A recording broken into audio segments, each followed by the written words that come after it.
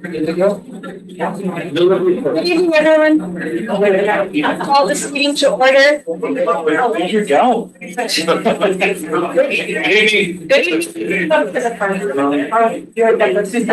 Everyone can take their seats so we can start the meetings. It is Thursday, March 26, 2026. For the regular meeting, it is 5:30 p.m. here at the Emmett Shockley Administration Building. If I may have a roll call, Mr. Cole. Yes, ma'am. Mrs. Johnson? Hi. Mrs. Crumley? Present. Mr. Roscoe? Present. Mr. Kroll? Present. On to the pledge. Pledge allegiance To the flag of the United States of America and to the republic for which stands one nation under God, indivisible, with liberty and justice for all. I salute the flag of the state of Mexico, the state is simple, perfect friendship among united cultures. Okay, are there any changes to the agenda this evening? Madam President, a couple of requests, if we could please remove item 5A. Project Search was unable to attend this evening. And then I'd also like to request that action item C, specifically the policy I-7200, promotion and retention of students, be moved to discussion item B. There was an oversight and we need to conduct a first read on that before we consider adoption.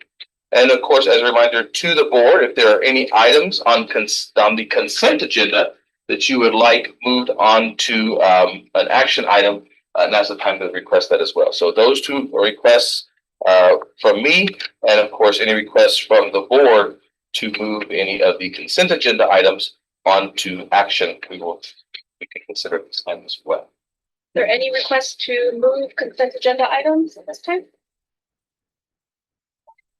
Do I have a motion to approve the agenda with the requests by the superintendent? I'll make that.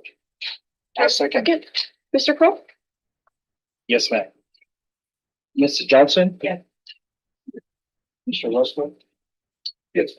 Mrs. Crumley? Yes. Mr. Kroll? On to reports. District archery team. Okay, well, let me share. It's great to be a Wildcat. That is definitely evident here this evening.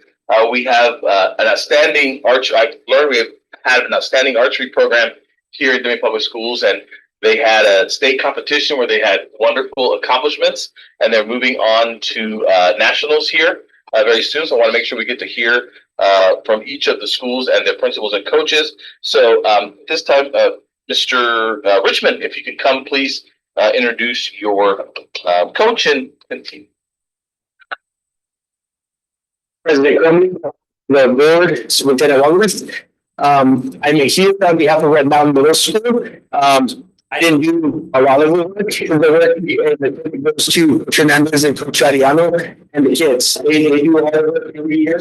I get to start early, but they're doing their practices. 6:45, the kids are showing up regularly. They're there all the time. It's a great opportunity for all the kids. Every kid that's been in has walked away with something positive. A great program. They wanted to start probably about 7 years ago. It was after school program coordinator at that time, and we started having conversations about it. So let's make that happen. And they did some trainings. They got qualified. They came down and started their first program 4 years ago. They were successful that year. They were state champs. They've been state champs every year. They're undefeated in New Mexico. And they do well at the national conference as well. They amazing things. Last year they were third place at the national level. And I'm not going to say all the things. I know Coach Hernandez was some other things more specific. This time of Benjamin Archer Red Mountain Archers and Coach Hernandez, the one that.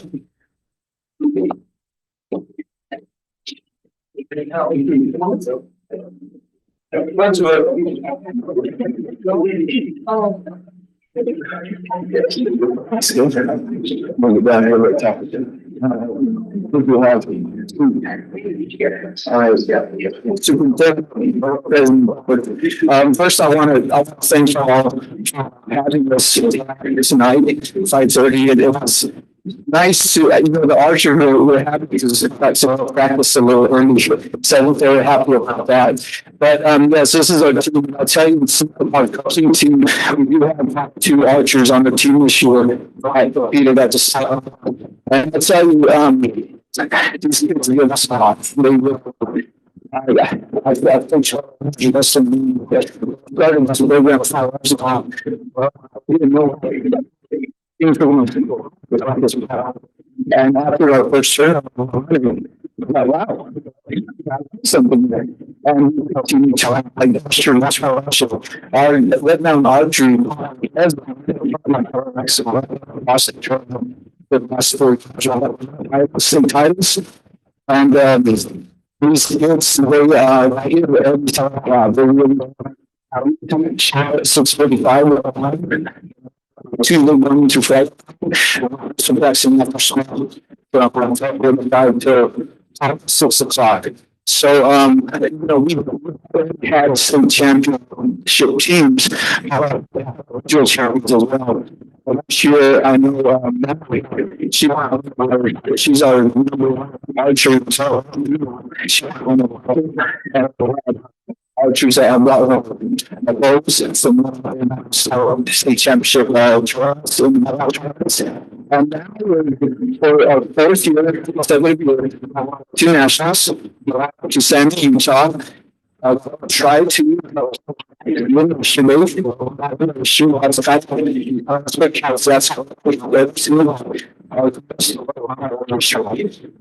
and every single opportunity to get them to reach that goal. So we got 3rd class at nationals last year in Riverside, top 10 overall. So last year, kids and spot to hit and something like that.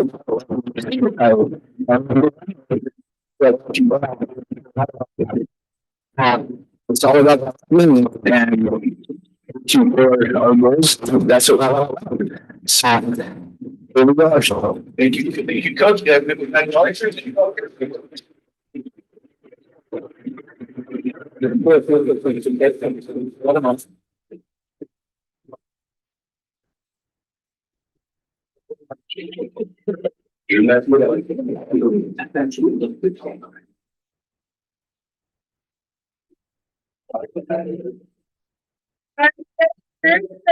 Shorties in the front.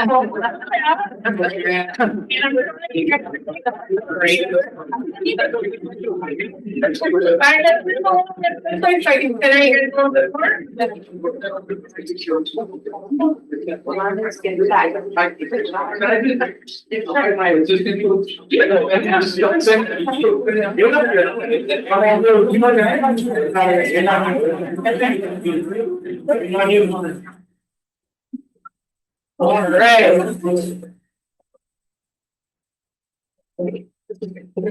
Everybody situated? Hey. 1, 2, 3, say Wildcat. Wildcat. All right. Thank you, guys.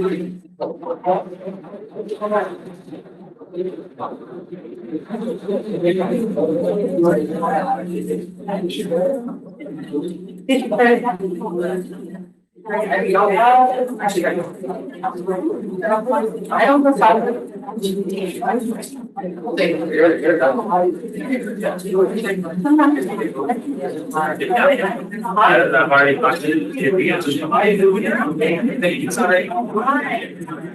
Okay, Madam President, moving on. We have Mr. Lozano to introduce the DHS archery coach and program.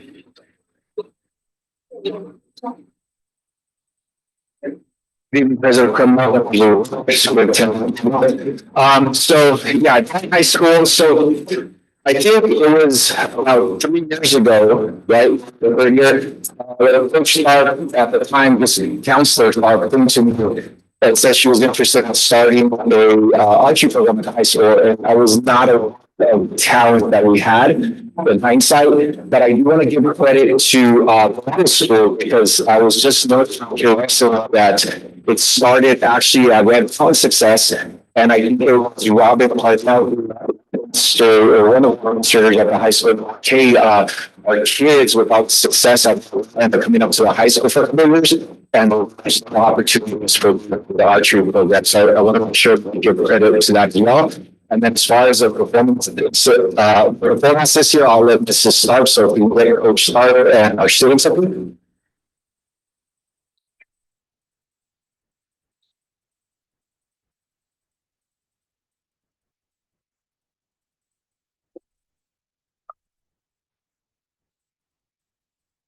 Mr. Superintendent, ladies and gentlemen. I would first like to thank you for providing us the opportunity to continue this program and all the support that you have given to the program for the past 4 years through Mountain and 3 years with us. So I have a team of 13 this year. I have 3 of them here with me. And so, the program has provided us lots of opportunities for lots of students. So this is the only time that you'll see football teams have participated in actively advanced students who participate in active soccer students. The whole school together. Students from all different from different subcultures within the school participating in activities together.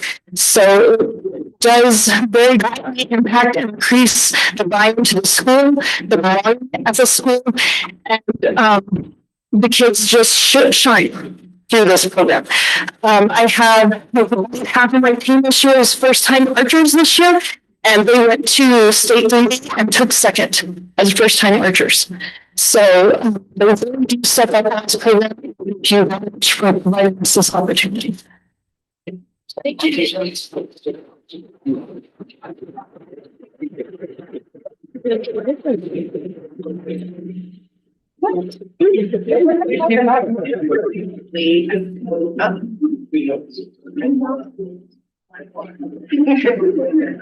a lot of group.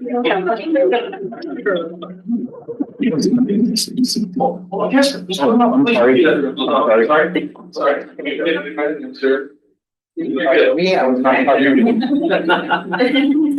All right, big smile. 1, 2, 3, smile count. Thank you. Congratulations. Thank you.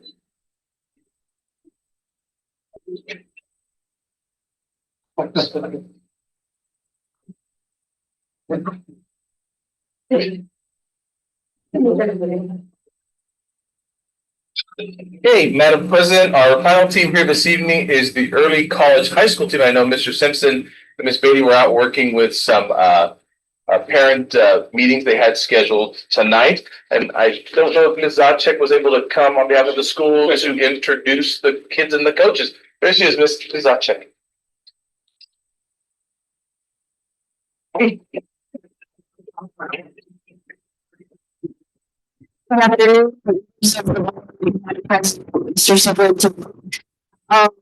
I just like to introduce Alexis Chadbourne. She has stepped up and cheering team at Open College High School. We have a tremendous record that has joined, and we have gotten some really good awards in the competition, and I want to tell you all about it. Yes.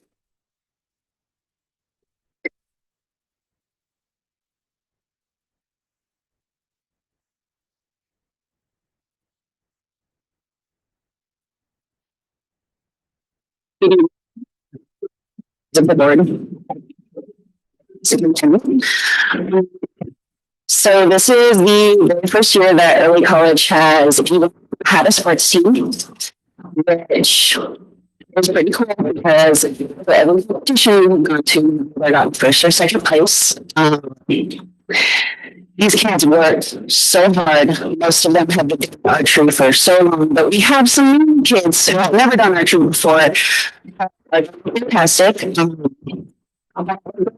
She's brand new to this and she has gotten third at state. So we also have the female archer in Volusia, Ashlyn. These kids work so hard and they're really are dedicated.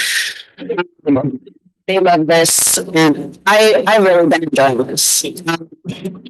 This is an amazing opportunity that brought just to Deming. And because of that, it has expanded to where we are going to the national level. And showing that Deming is not just a tiny town. We create big things. We create leadership. And this is proof of that. Thank you. Great, thank you.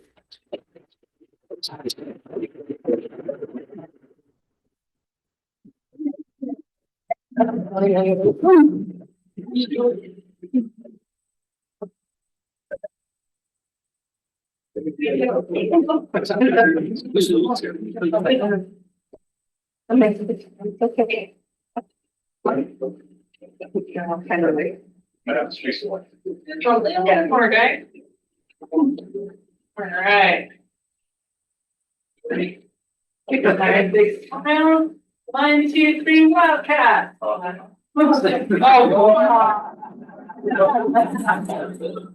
right, thank you.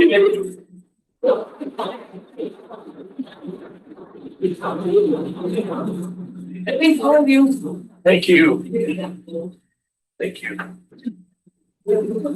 And I do want to, I do want to thank everybody that was able to come this evening for that presentation. Thank you so much. We'll be moving on to the next part of our agenda here shortly. Thank you, everyone. You're welcome to stay, but thank you for coming. On to NEA Deming. Do we have any reports? I have nothing to present. Thank you. On to superintendent reports and updates. Hey, Madam President, members of the board, I want to take an opportunity here. I don't know, being a servant on any kind of board, whether it be a city council, school board, is so vital to, the success of the community and having the representation of the voice of the community. And of course, there are minimum requirements that you have to meet as a board meeting when it comes to training annually. And I would, want our community to know that our board members, and of course, Ms. Johnson is new, so she wouldn't be included in this cycle, go above and beyond to have more hours than are required, right? And an educated school board brings the best representation of the community and the best results of the community. So I just want to recognize. We won't do a picture. Suzanne likes pictures tonight. But I do want to recognize the following board members for the 24-25 school year and their accomplishments. Mr. Secretary Daniel Kroll receiving an exemplary award for earning 20 or more hours of training over the last year. Exemplary award, outstanding leadership award to both Mr. Roscoe and President Crumley for completing 36 hours of training in level 2. And then Ms. Crumley as well, receiving another leadership award for completing her 24 hours of level 1 training. And then I know she's no longer with us on the board, but I'm going to probably see her at Rotary Lunch next week. I want to recognize Miss Mary Lou Cameron, right? Also receiving an exemplary award for her service. So again, a board who goes to training and who becomes educated on what's happening in the state and the needs is such a gift. I do want to know if we've all had time in our current training since Ms. Johnson was elected, and definitely going to have certificates for Ms. Johnson and the rest of the board next year as well. So Ms. Johnson, we appreciate your heavy participation since joining the board as well. So appreciate you all so much for what you do for our community. You're welcome. On to A lot of claps today, a lot of great positive things. So obviously every year we track graduation rates. They typically come out usually halfway or further the next year. And so we did receive, and we sent out a PSA, but I want to make sure we shared some information here in the meeting about our results of the four-year graduation rates. You can see here on the screen, all of our schools have shown robust growth in their four-year graduation rates. It's important to know that, these achievements are because of our pre-K-12 system. You don't have graduates unless you have a strong pre-K-12 system. And if you don't have a strong community that supports high expectation, these things don't happen.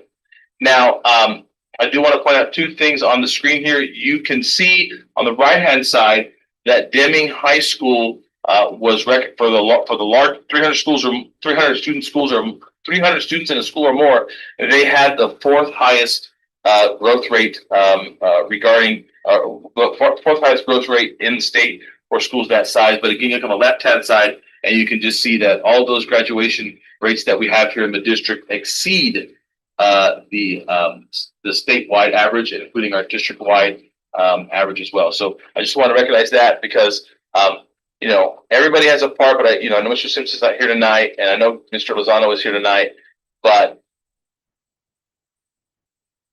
working in a high school, you're bringing them over the finish line. 12 years, 13 years of school, 14 years of school is a marathon, and a marathon, that last part of the marathon is the hardest, and you need people to pull you over that line, and the leadership and the teams and the teachers and the staff at both of our high schools have been doing a tremendous job in making sure those kids finish the marathon. And I can't say how much I appreciate our high school administrators and their staff. So thank you so much.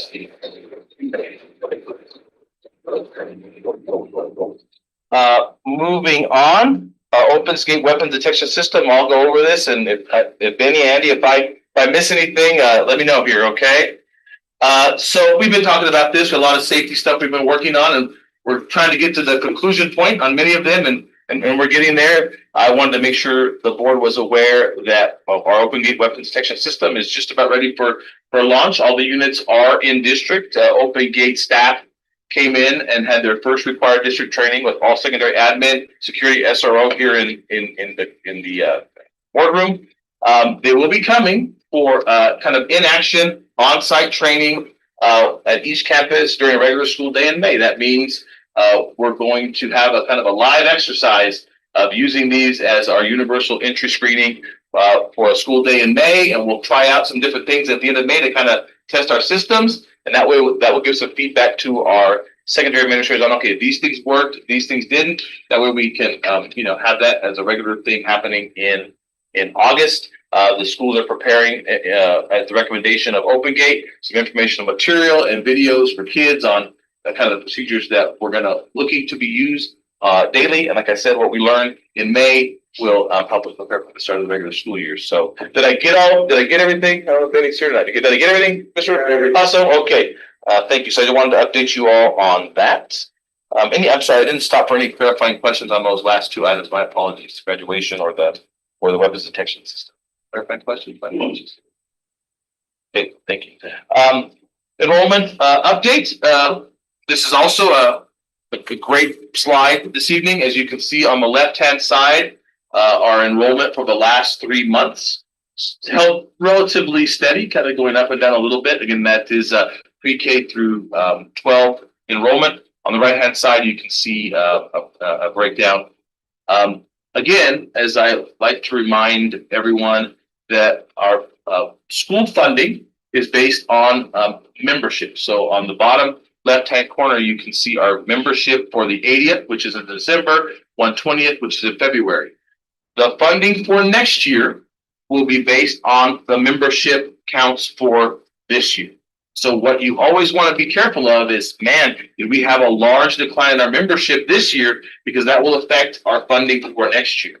And as you can see, our average membership held relatively steady. So as we look at other districts around the state where they're seeing, 200, 300, 100 kids membership decline each year, that has a significant impact on our staffing and our budgets. And for us to hold steady at just losing under 15 kids of membership, that really helps our finance office and us really plan out what we want to do with our budget. So that's very positive news. As I always say, and we'll continue to look at this as we go through years, right? It's really how many seniors you lose and how many kinders come in, and then how you're retaining those kinders as part of your system through graduation. And I think we kind of had some stuff after the pandemic, but it seems to be stabilizing. So we'll kind of monitor that for next year as well. So any clarifying questions about that before I share one more thing, and we'll go to staff.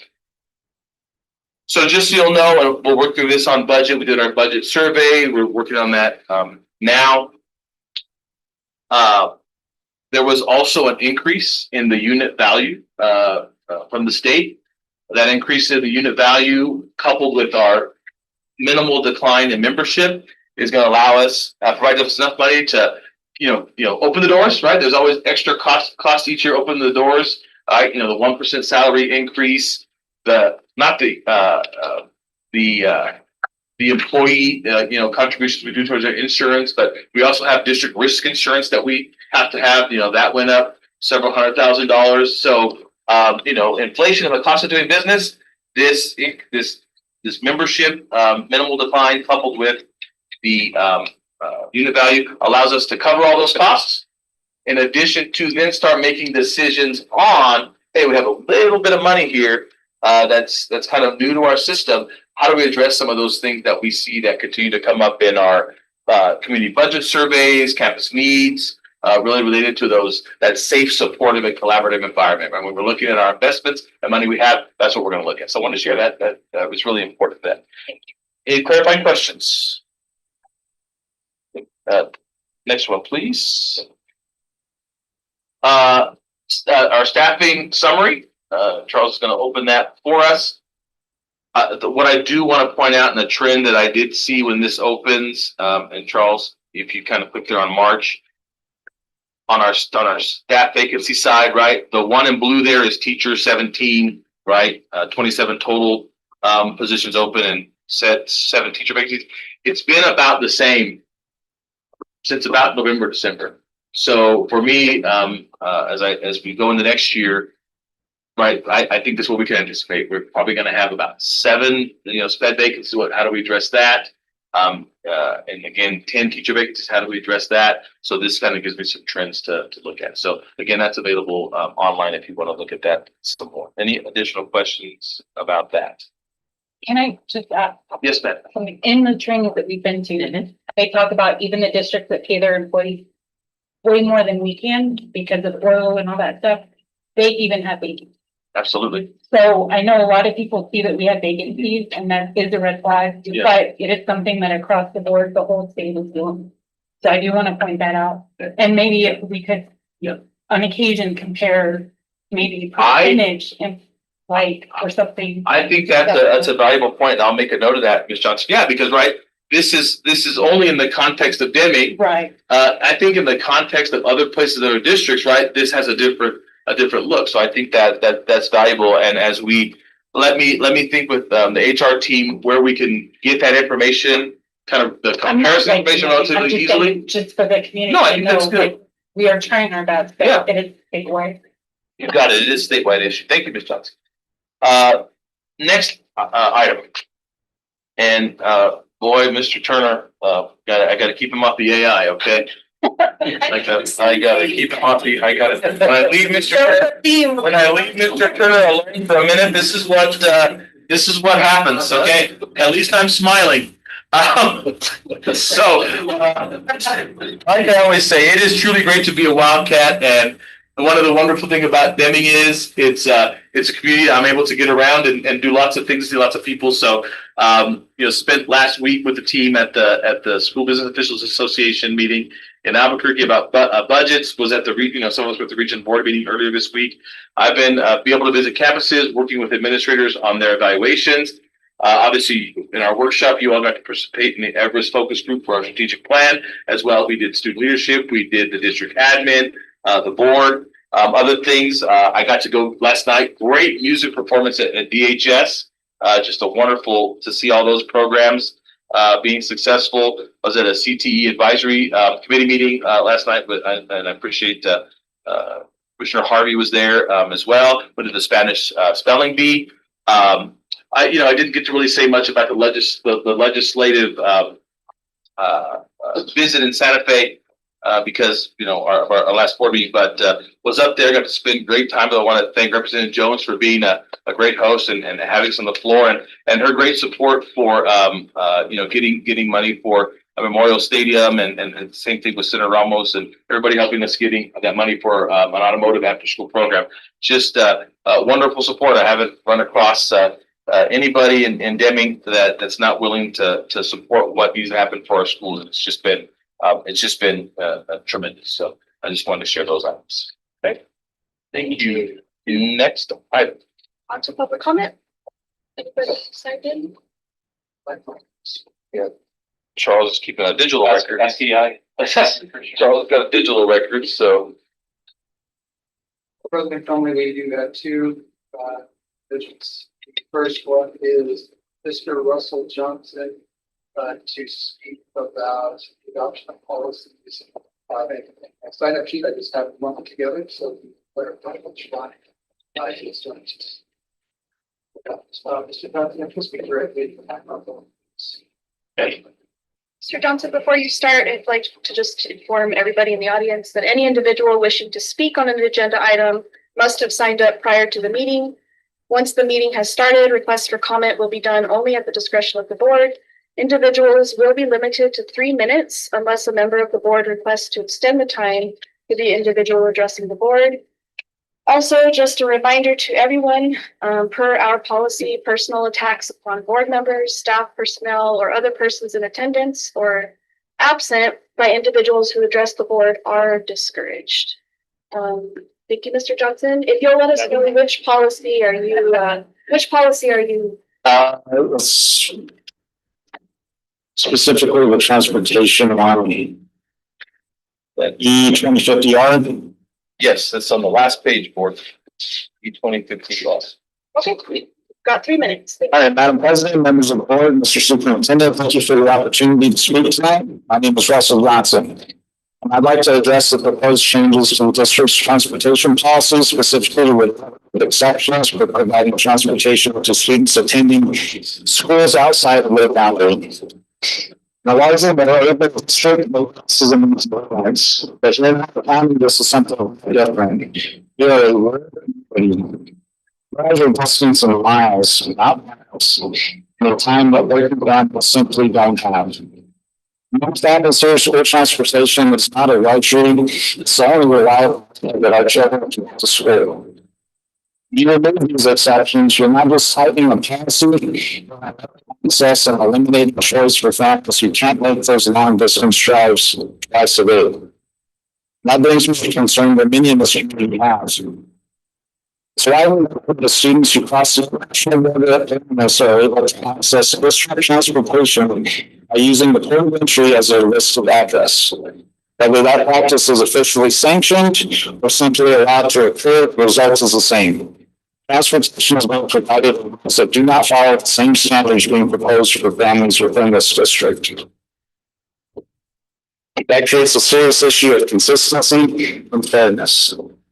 If the district strict enforcement of transportation boundaries, then those standards should be applied equally in transportation and all cases. Exceptions are being and the community deserves clear answers of transportation eligibility is being verified and enforced across the board. This is not a school one. It's about making sure that policies are applied fairly, consistently, and with accountability.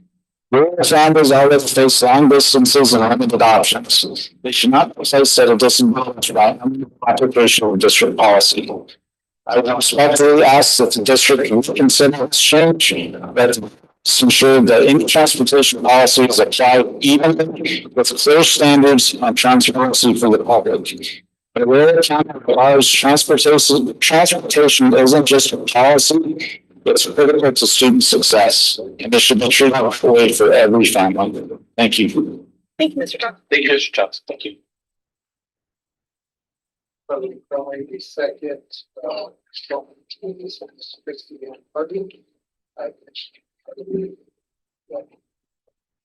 What is the topic? Adoption policies. President Plummer, board members, and superintendent. As I stand before you as the lead for the county commission, you have this section coming up tonight, transportation.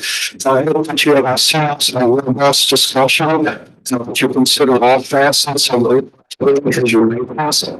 I know that the cost of all in it, but I think that's some notable interest of what's going on. So I ask that you consider it carefully. Thank you. Thank you. Christiana.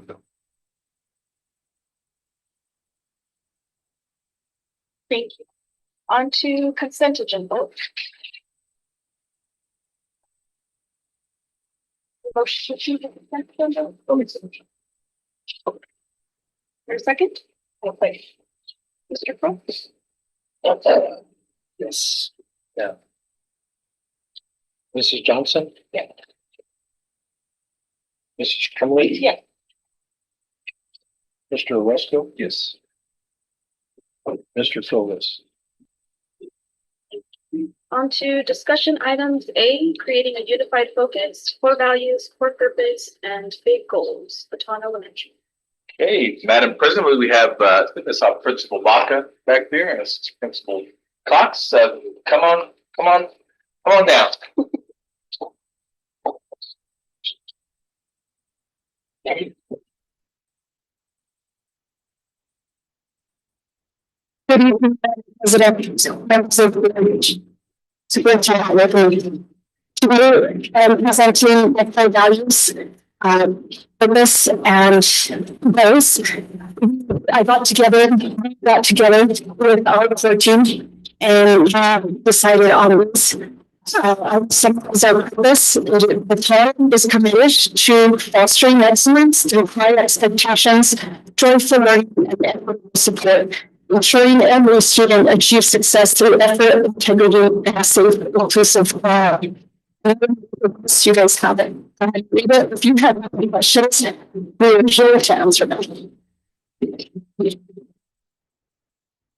The clarifying questions, Madam President. Questions by the board? Comment? Thank you both so much. Thank you. Thank you. On to discussion of proposed policy amendments, starting with B 2150, public participation at board meetings. Madam President, this was an item that was scheduled to be discussed in our workshop for a first read. We weren't able to do that, and that's the case for the next few of these. And so we're just, kind of going through our policies, trying to get everything in line with what our practices are. And so this is a slight update to our public comment element in our board meetings. And Mr. Turner has shared with me in our prior old DPS board policies, it was a 2 minutes per speaker. And so this is just for your consideration to, this NMSBA standard policy was adopted. It's currently at 3 minutes. If you would like to go back to 2 minutes, like was in the old policy, that's fine. We can leave it at 3 minutes, but we wanted to make sure we brought that to you for discussion since there was a difference between our old and our new policy. So, Madam President, any questions about that? Any preference on that? Discussion by the board, 3 minutes versus 2 minutes versus I 5 feel- minutes. There's a part in there where it says if we have too many people signed up, we can minimize. So I don't see why we need to lower it, but I don't know. I know Mr. Cole and Mr. Roscoe were on the board before, but it's 2 minutes. Do you see a difference of how preference? No, I don't. There's a difference in 1 minute. It's just the same. Okay. All right, what I hear the board saying is this may not be something that we need to adjust at this time. So, we'll speak to Mr. President, Madam President, we feel we need to bring it back for, the action next time we can. If not, we'll pass. Okay. Okay. The next one is student suspension and expulsion. This is something we wanted to discuss in our meeting as well. Again, we won't be discussing any of the substantial portions of the actual suspension policy. It really is what we would like to do related to if there is an appeal of right now my decision as the hearing authority. Okay, the NMSBA policy, and if you want to go down, if you want to go check where it's stricken out there. They're going up a little bit more. Okay, so the policy out of the can basically says if there's going to be an appeal of my decision disciplinarian, that the board has to appoint a review hearing authority, and it is 3 members. In this case, in the policy, from the community, and then Charles, with a little more, it'll say right there. Okay, so if you see there on line 2, right, it'll consist of 3 persons as appointed in an open meeting, the Open Meetings Act. Each appointee shall have the experience on lines 5, 6, and 7. So right now, that's what's in our policy. If there was to be a appeal of my decision as disciplinarian, they would have to go to this review hearing authority, which we do not currently have in place. I'm not opposed to having one in place, but that's kind of where we're at now. Okay. As for state policy, there is no requirement in state statute that it be a described there. That there is requirement for an appeal, and typically state statute says that should be the board. Okay, that if there's an issue with discipline, then it should be appealed to the school board. So we really want your feedback on. We can leave it as is. That's up there in the gray, and then over the next meeting or two, Mr. Turner and I can bring to you some members from the community who all meet those criteria. Or if you want to have members of the community, we can change the criteria, and then have a group appointed. Or we can change it.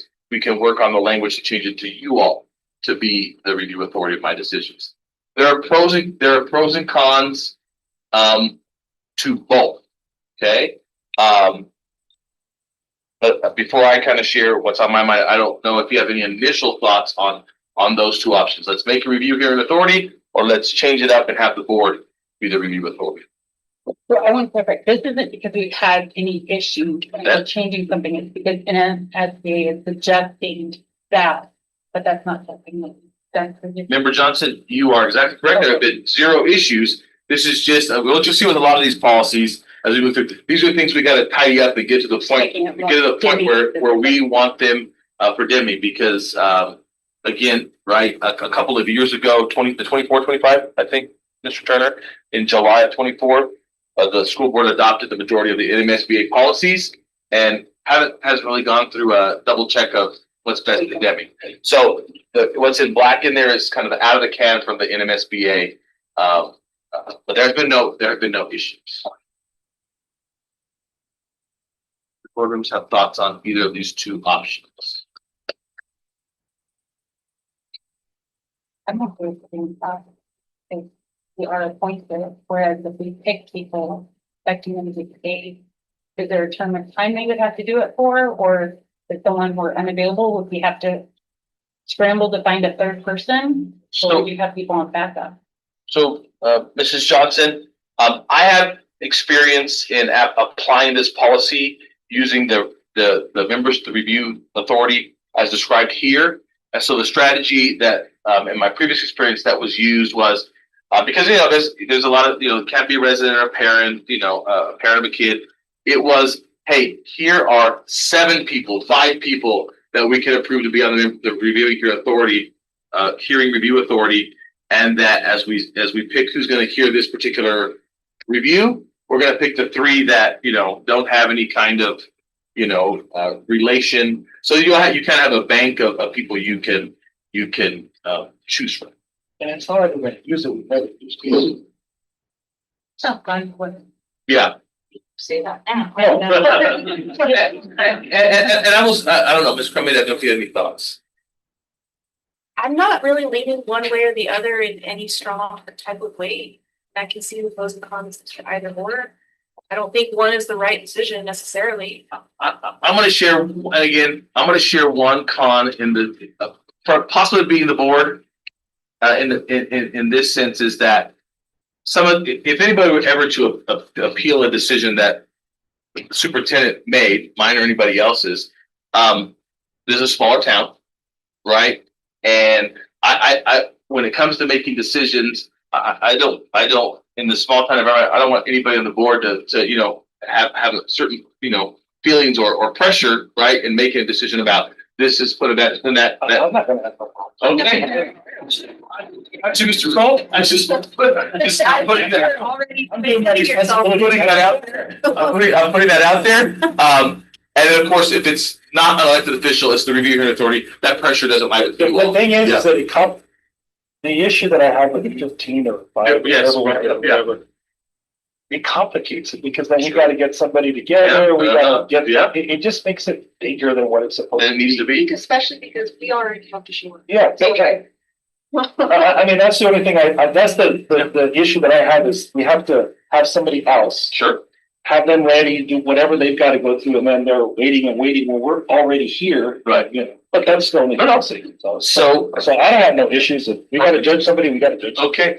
So what I hear, being, shared with me is that, yeah, Mr. Turner, I need to work to shift this away from the NMSBA language that was there to create a hearing review authority and reshape it to basically what's in statute, as Mr. Turner has put here in green, to be the school board. And I have no, issue with that myself. I just want to make sure we had a discussion. No, I think I think it's the process of the board just to have it. Okay. I mean, we already have, if you decide to get rid of somebody, they can appeal to us. As an employee, that's correct. And so the issue is that I've been on the board for a while. That's never happened. So I'm, Okay. you know what I'm saying? Knock on wood, I guess. Yes. That's perfectly fine. Thank you. Thank you, board members. We're gonna move on to this next one, public gifts and donations to schools. We got Joe here and Mr. Turner and myself. So, it has been the practice here, any donations that are, what's the, 4,990, that the superintendent, and we approve those kind of in finance. Now, policy does say that the school board should be approving all donations. Now, you can delegate, like also in the procurement end, the policy basically says the board just approve all, kind of all procurements, all contracts. The board is delegated in policy. If it's under 60,000, we can do that as long as we follow, procurement. Anything over 60,000 comes to the board, right? That's been delegated as per policy, to me administratively. This practice that is described in here, approving donations, less than $5,000 by the superintendent, has been the practice here. So, this is just another policy of, we need to get our policy in line with the practice. And if we decide the practice needs to change, then we can, shift back to the policy as written. So that's the intention of this one, as well. So, clarifying questions or thoughts about that? Questions or comments by the board? Okay, all right. Mr. Turner and I will work on that. Our next item is the one regarding promotion and retention of students. This is the one that we moved from action because we had that information incorrect. So I'm going to ask Mr. Wyman to come share a little bit about the promotion and retention of students. The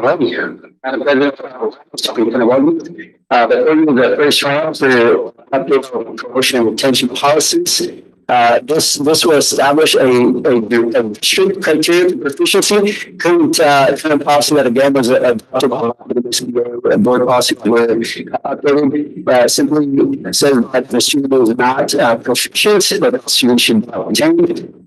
This allows us to clarify that while the district will state and local assessment academic proficiency will be defined by criteria established by the district. Providing us more control and flexibility interpreting for individual students.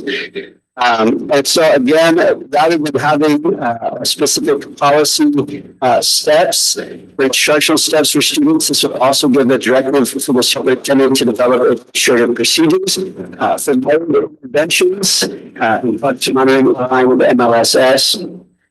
Which would just add support strategies at the administrative level without requiring us to formally for you each time. The process shown, updated curriculum, updated materials that the district is using. Let me just point out one clarifying point, Mr. Wyman, before you go on to page 1-3. Mr. Turner, roll back up a little bit there. So again, out of the Canada policy, it says academic proficiency, okay? What we're trying to do here is define what that is. That academic proficiency is not just what's on the state test, because that changes so much, those levels, that's kind of too much of a moving target. So what Mr. Wyman is reminding us here is that, we want to define proficiency of a kid using multiple points of data before we decide to retain or not. Okay. I'm sorry, Mr. Wyman, go ahead and continue there now on starting with whatever we're talking about on line 20. Clarification. And so then again, I just look throughout, see the criteria that's established by the district, as well as people in with that academic proficiency. Look further down, you'll see the literacy section. If you guys remember, I would say it was 2 months ago.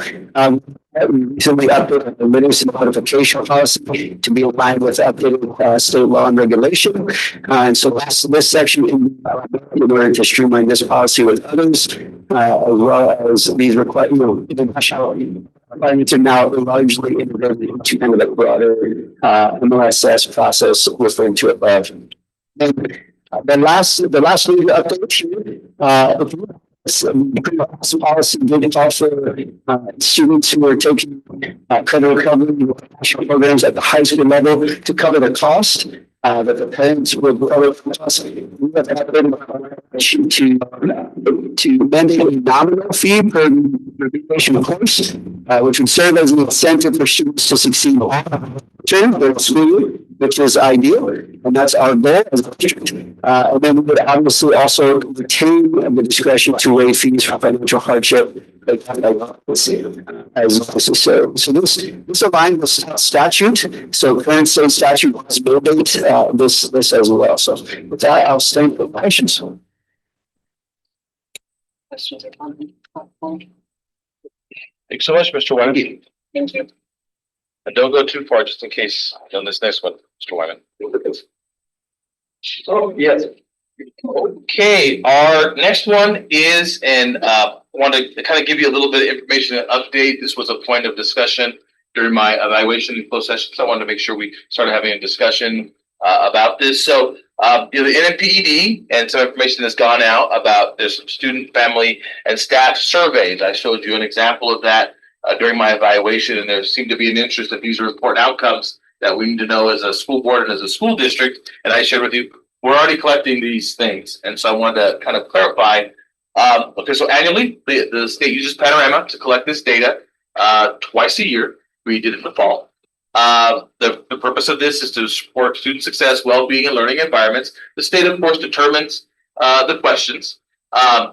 The PED provides separate surveys for students, teachers, and families. If I need to in a second, I'll loop back to the fall results slide just for the public's information. But I think some key things to know with the NMPED survey, obviously they set the questions. One, the way that PED has it set up, it does allow us to track students by campus, okay? But it does not easily allow us to track students by campus by teacher, right? So I can't say that Mrs. Stevens at Matano Elementary has this much of a return rate, and Mrs. Sanchez has a low return rate. We just know at Matano Elementary, so the number of kids that replied, right? So if we were needed to target a particular classroom to have more responses, it would be very difficult to do. That level of data is not provided by the state. It allows us to track staff responses by campus, but not specifically who has responded. So we know that 15 teachers from Chaparral Elementary replied. We don't know which 15. And truthfully, the teachers can select which campus they're on. So we don't even really know if it was from Chaparral. The teachers just hit the link. They can pick any school there, and then they can respond. Okay. So we do know at least if they're putting the right school, they're from that school. You can at least say, well, we know they're from Deming Public Schools, and they put Chaparral Elementary. Does not allow us to verify parent responses by campus. However, we can track total responses. So this is a question I know that you all had asked me in my evaluation. So we send the link out. We don't know, if we can verify it was them or not. That it was just somebody who replied to the link, and of course, They're just selecting the campus that they're on. Okay, so it's a person who got a hold of the parent link that said they were a parent at this school. Now, this is something I didn't have information for you, and Mr. Wyman did clarify this. This is how many years for this survey, Mr. Wyman? This is survey as a school district. Okay, so it's the third year this panorama survey has been required. For the first 2 years, that DPS did not distribute the staff or family survey. This is the first year, this first semester, that we sent out the staff and family survey. All we had sent out the prior 2 years was the student survey. And so Mr. Wyman had asked me this fall that, Mr. W, should we send out the staff and parent survey? I said, well, yes, but send them out. Sure. And I was not aware that had not been occurring, because I know you had a question in the evaluation about Mr. W, why is nobody responding to these surveys? And I didn't have that full information at the time to say, oh, this is the first time they received it. So that makes a little more sense, I suppose. Okay, so if you don't mind, real quick, just so the public can see, Andrew, if you want to click on the results slide there. Sorry, Charles. Well, here we go, 3 in a row. Yeah, so again, this is kind of an overall broad snapshot that shows what's being asked there. Anything that you see kind of in the middle to the left, those are all student well-being SEL scores. This is from the fall, okay? And then to the right of that, you see the teacher survey, staff survey, and the family survey. So, this is just kind of a snapshot of that information. Charles, if you want to go back, please. And so we're currently beginning our spring panorama survey data collection. I'll let Mr. Wyman share a little bit information about those timelines. And kind of what we're doing. The parent one has gone out, if I remember right, and please share a little bit of how we're going to try to seek some more responses there and the rest of our timelines. Absolutely. So yes, the parent surveys, the window is open until May 8th. April 13th and remain open until May 8th. We'll track that. So we'll target, as we always have, hitting at least 95% of our students over grades 2 through 12. And then our feature and staff surveys, which are separated, but some questions overlap. We'll have them April 27th to May 8th. Started talking a little bit about some strategies to ensure that we're responsive as we can. So we really value the data. And so certainly we talked about some things about staffing. The staff some time. We did some PLC times where the student can step out, let them for parents who really want to communicate, and we sent out several press releases already, emails with parents as well. But we want to make sure that we're communicating this data that allows us to make some strategic decisions for SEL, for some supports at the district, for mentorship with teachers, etc. So we hope to have a stronger response. As you indicated previously, the district chose not to. Those 2 surveys, and so I'm excited that we are collecting all of this information with Dallas. If any questions, if you guys would Mr. Superintendent Watkins, I'm glad to sit down a work session, that's all this data, and really kind of go through it a little sometime. Can I ask one clarifying question? You mentioned sending out press releases. We're not putting the link in the press release, are we? Is it just going in the email to parents so we know it's a parent answering it and not someone in the room? So I believe what we had tried to do, and I know Ms. Wyman and I and Ms. Jessica can check on this. We had, I think we had tried to say, sorry, in the parent press release, please, parents, we have this done. You go answer it in your parent portal, because we had sent out the parent. Got the email. Yeah, the parent link portal. So we'll check on that, Ms. Johnson, how we sent that out. I think from a reliability of data perspective, student data, very reliable. Teacher data, if we could have them do it in a group, that's going to be pretty reliable. Our parent data coming back, we want to be suspect. I think that leads to the last thing, and we'll answer any more clarifying questions. We had kind of talked about this in my evaluation as well. I've had Mr. Wyman reach out to Panorama and other companies to see, hey, what kind of well-being surveys do you have to offer that we can control as Denny and customize? Because if we have control over it, we can do more things to verify and have data by classroom, by teacher, by campus, by parent a little more solidly. So I am having him look into that, and then we can, I'll inform you all of decisions we make going forward. Why is this data important? Because I know it's come up several times about discipline data, teachers, well-being. This gets us that information, right? When there's a safer, more supportive, and collaborative environment at campus, all these indicators will creep up. Okay, so that's why we want to kind of consider focusing on a survey of this type. Any other questions for Mr. Wyman? Thank you. Quarterly financial reports, quarter two ending December 31st, 2025. Mr. Adam.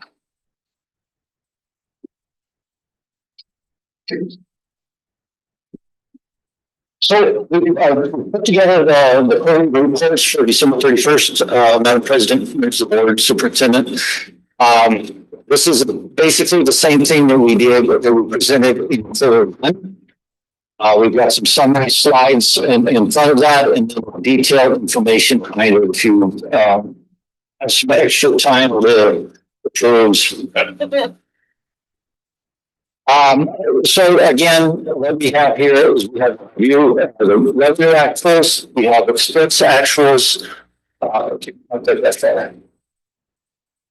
I'm just going to say it slightly.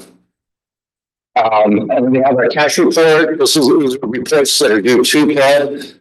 They're by the end of the month following December, so these were due by January 31st. We got them on January 30th. Once the approves these, they will be found on our website, and that's website is in there. On the next page, this one is a new slide that I added because looking at it, I had having a piece of the data summarized. So this is looking at our budget compared to what we've done so far as of December 31st. Notice with the state, our program revenues, that's basically our SEG, we're at 50%, which is right about to where we should be 6 months into the year. Some of the other ones, were like the federal programs, are close to the 50%. It's depending on what we spent versus what we get. So there's some timing issues with that. The capital outlay, the reason that one is so small is we received a big chunk of safety and security money in January. It's going to raise out of that. Okay. On the next one, this is for our expenditures. Now your budget is not going to match the revenue that you just saw because the budget for expenditures includes our cash balances that are in there. So that's the reason for that total difference there. And with that being said, it's also the reason why our budget or percent is not at 50%. Because we use those cash reserves for emergencies, those types of things are in these budget categories, and don't be at 50% on those. But you can see that they are relatively close to that, so there's some small percentage differences there. The next few slides is just going to talk about state revenue and revenue categories. So categorized in the state, the majority of that same list is operational. As you can see, is 91% of that. There's a little bit that's transportation, some pre-K, and then a small activity amount that we have there. On the next slide, we'll talk about what is our federal expenses and what we set on the top of those. That's going to be our food service for SDA, our Title I, our IDOB, and some pre-K. Was in the other category, 16%. That sounds like a lot, but that is a different things that is broken down. It's not really large compared to these other categories. So then the next slide, though, we're just breaking it down by type. So what type of expense are we looking at here? And so the first one you can see there is salaries and benefits. Of course, that's our biggest expense. Is our people. With the state and local, again, which is CG, 74% of that is going to salaries and benefits. The next biggest one is services that we have to use.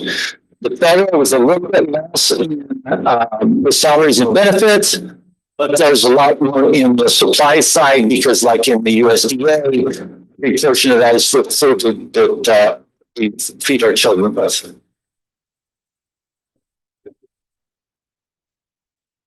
So the next slide is just a comparison of last year versus this year, and how does it compare? You'll notice that there's still some significant differences both in the federal from last year to this year is a reduction. From this year, last year to this year is an increase in the state and local. The focus of that is the extra funds that we had first. We had it in the first quarter of 2025, but did not have any in the 2026 year. And then just looking at on the percentages, how they rank in there. Again, salaries and benefits are the biggest piece of that. And you can see here year over year, it's relatively close to the same percentages. The main difference here again is the assets, which in 2025 was 10%. In 2026, it was 5%. And that is attributed to the funds that we had access to. By taking the same data again and just lumping it in different areas because everyone wants to know how much is going directly to the schools. So that's the first category that you see there. The schools, 65% of what we're getting in is going into the classrooms, into where the students are at. Now, whenever you look at the budgets that you guys approve, the school is looking at functions 1,000, 2,100, and 2,200. So that includes some professional development, guidance counselors, attendance help, and those such things as well. Also, right below that is the school administration. That is part of running the school, in my opinion, there too, because if you don't have administration at the school, you have there's a reduction of learning, definitely. Yes, Mr. Radcott. The other one they look at, everybody talks about a lot, and I've got it here in the administration, is 8%. But that's going to be your HR, your finance, the superintendent's office. So noticing that is a relatively small amount compared to the total expenditures that we have.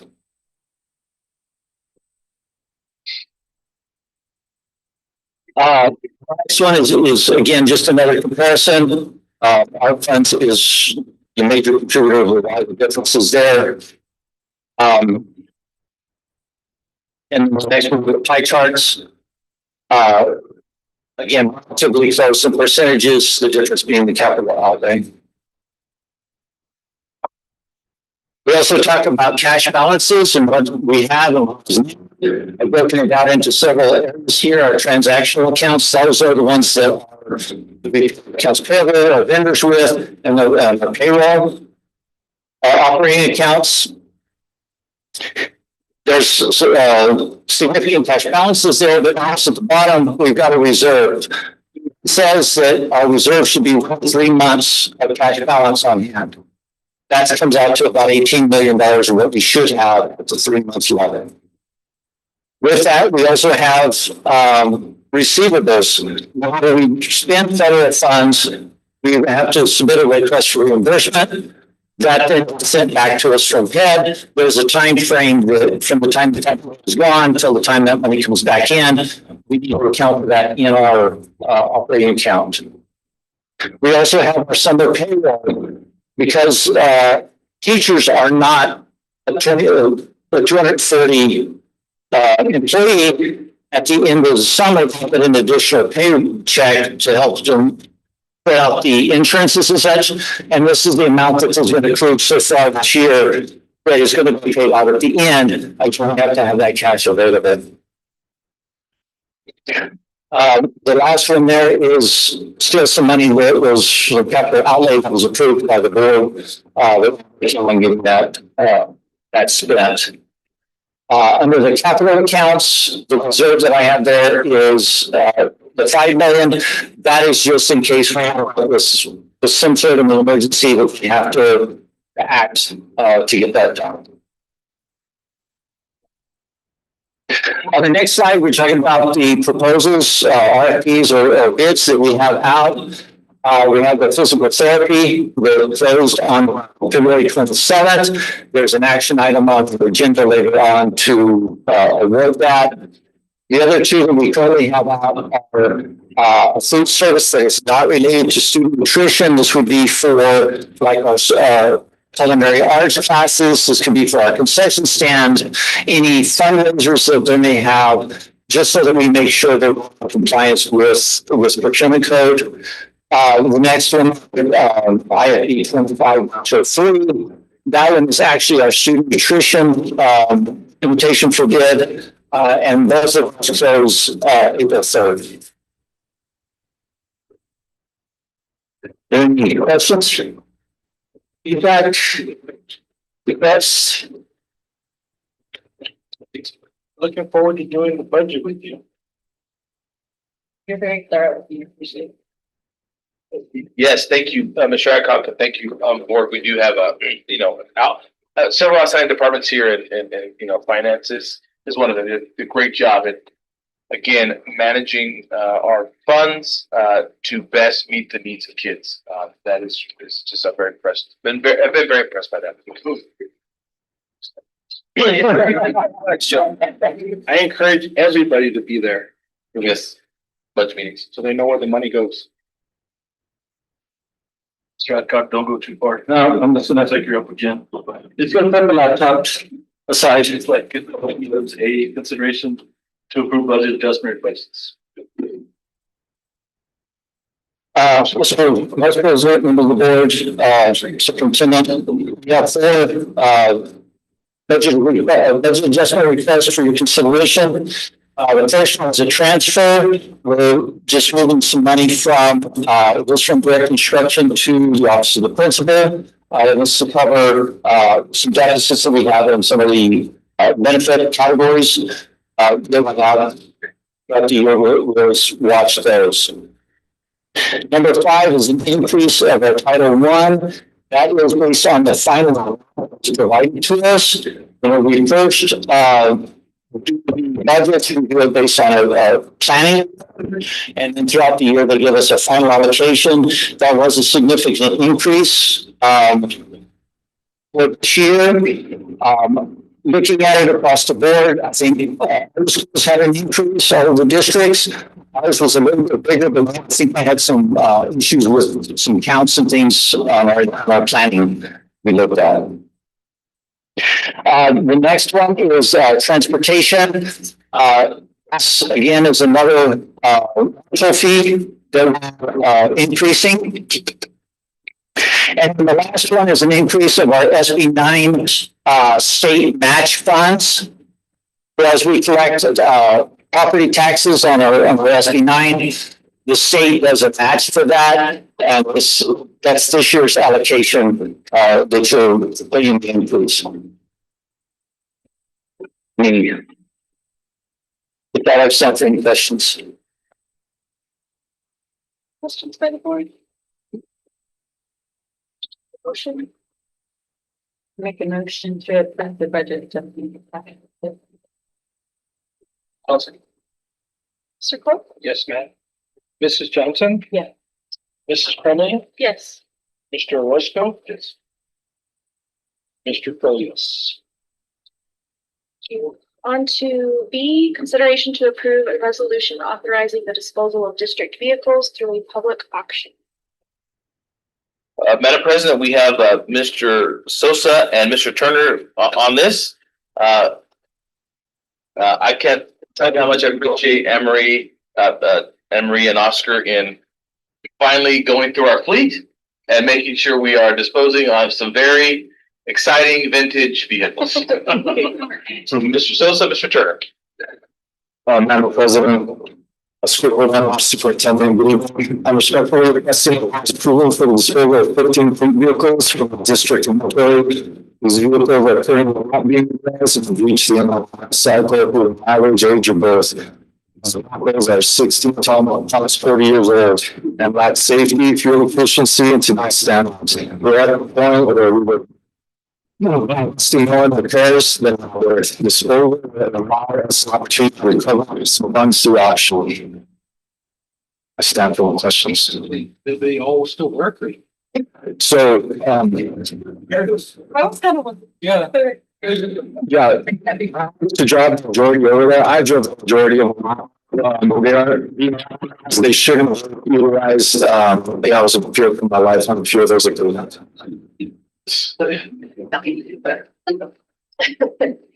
And just one clarifying thing, just in case you noted, you might notice this as you're driving around the west side schools over there.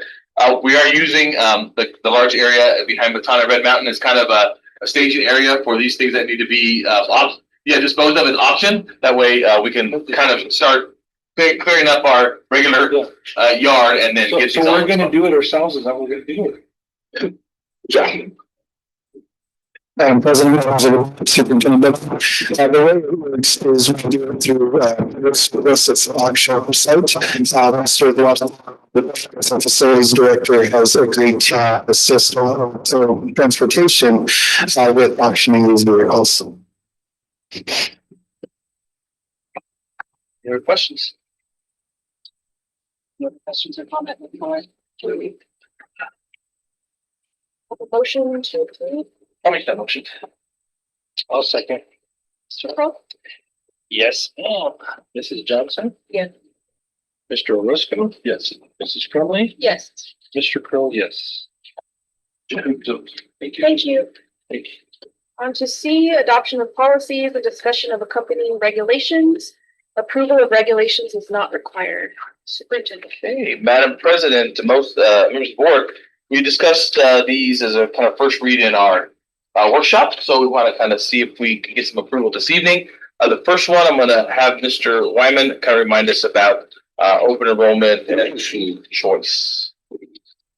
Thank you, Superintendent. Superintendent Wyman, again, so we're talking about these, we discussed these in last month's work session. And so the change, I would say that the largest change would be in this policy for open enrollment would be requiring a reapplication for the school choice.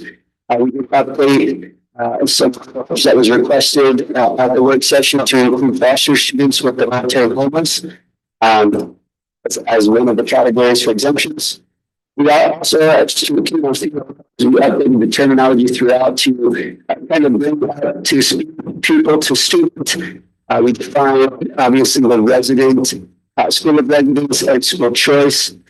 At the bottom, and we'll see that 26-27 school, like I mentioned, the students must apply unless they have already approved school choice application prior to June 2026 with the grandfather.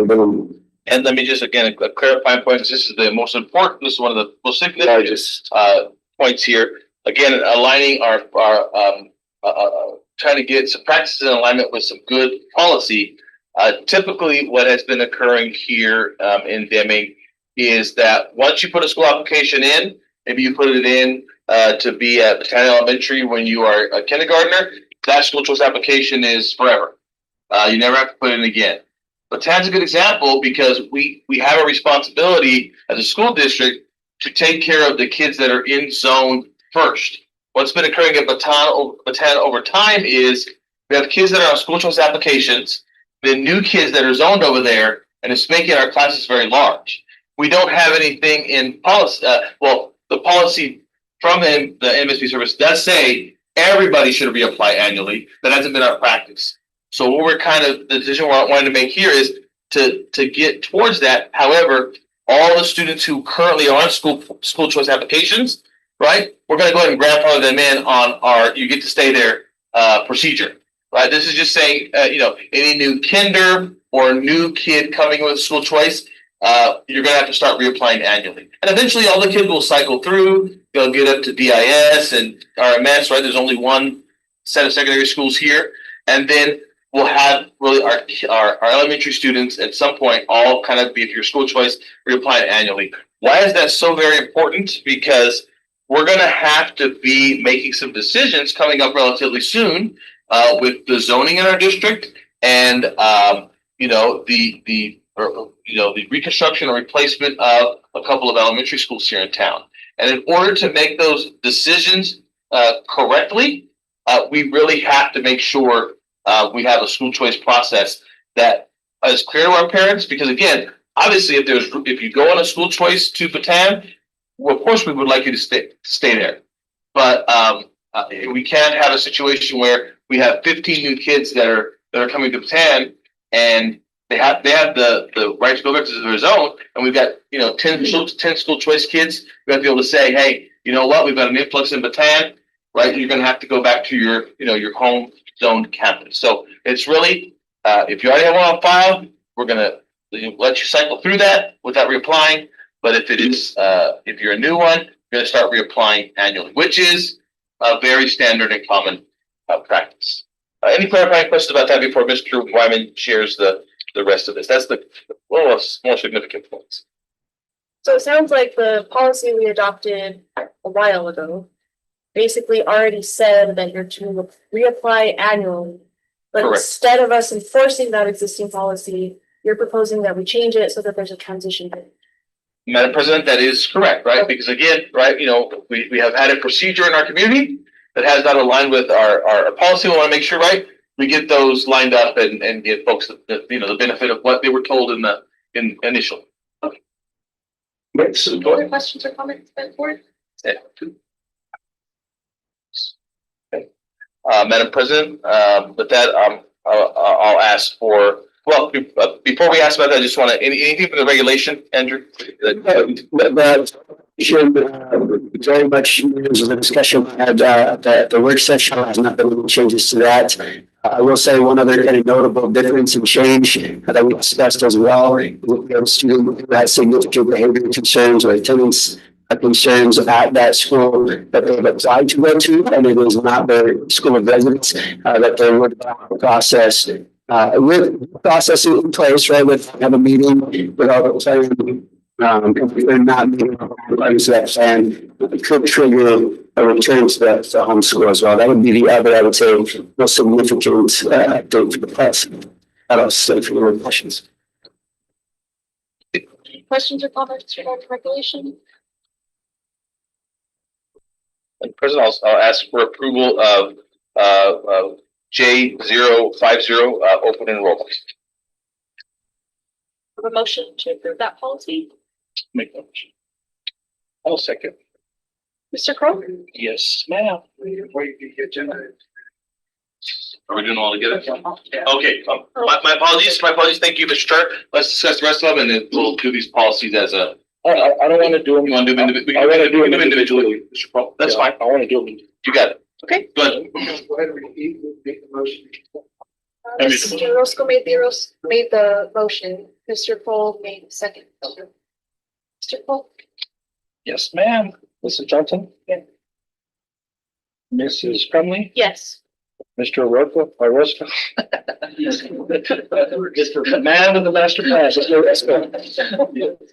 Mr. Colliers. Sorry. Thank you. On to J3400, student interrogation, searches and arrests.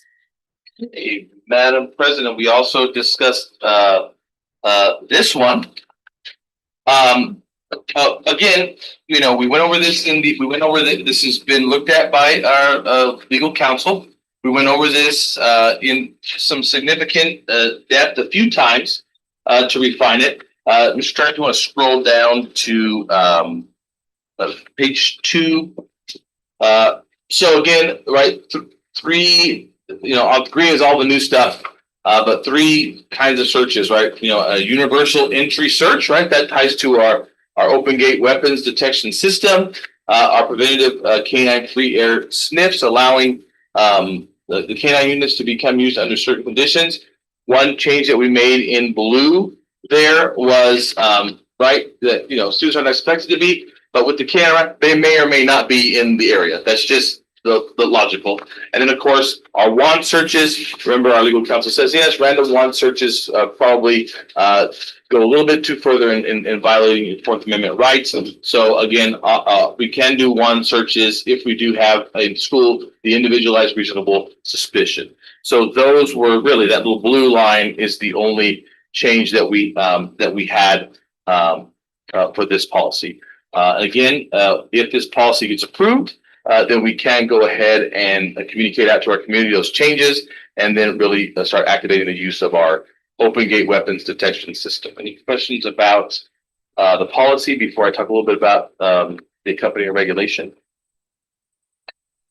Turn, if you want to switch to the regulation real quick here.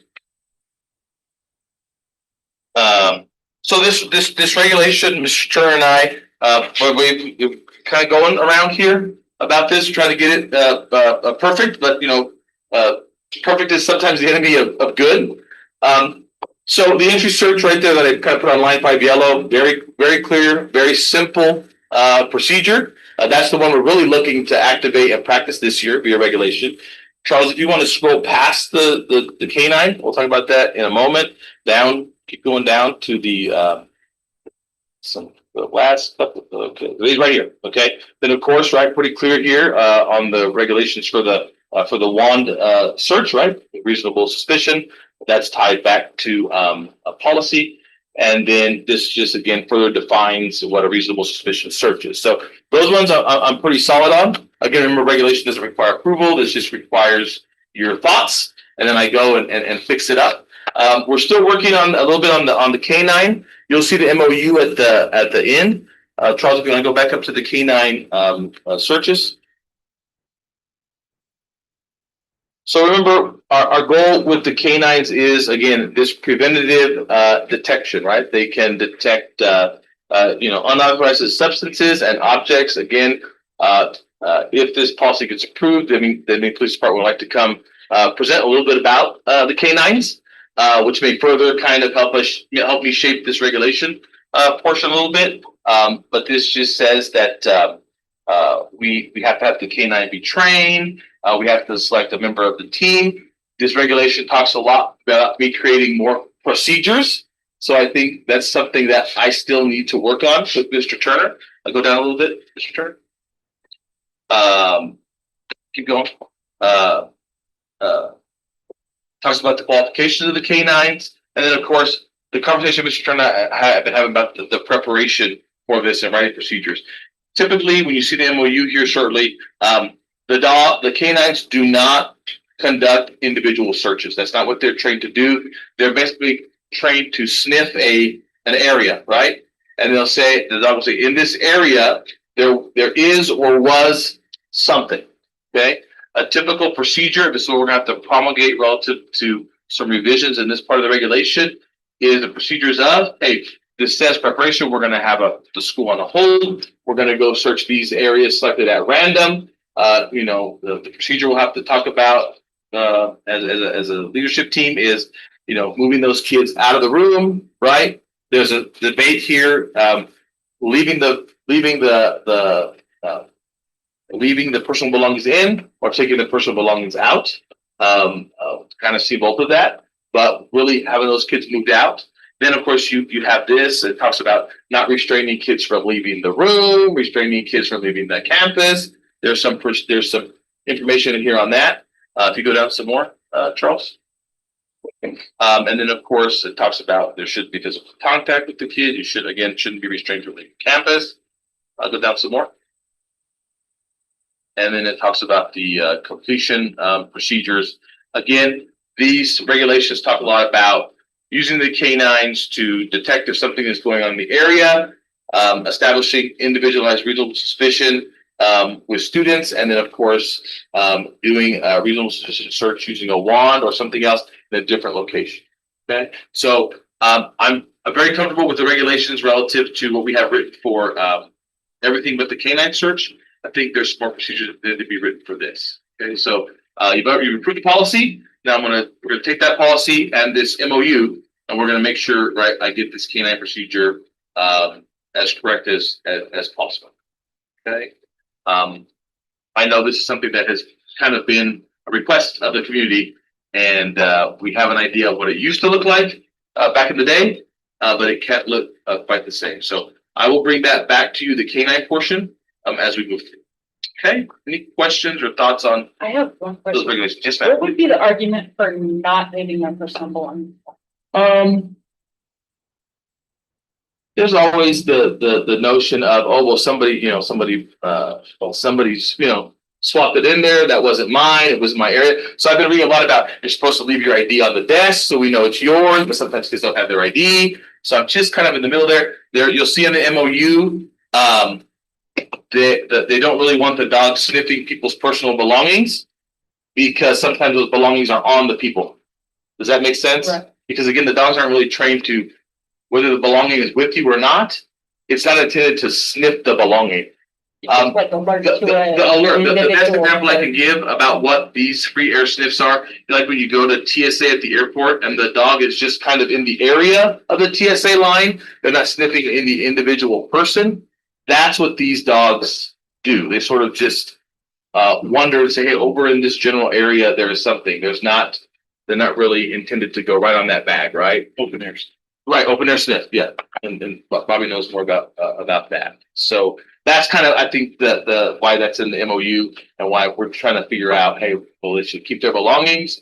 And whenever you do an individual search of a student, it depends on their age, the severity of what you're looking for. I mean, if we ever had something where there was we heard there was going to be a weapon on campus, and we took a dog into a classroom, and it was a dog designed to detect weapons, and the dog was alerting very hard on that classroom, then obviously that would activate a level of response from our SROs, and then that would give us enough justification because it could be a weapon that's very dangerous, that we would do we could do a wand search or individual searches of each of those kids in that classroom, right?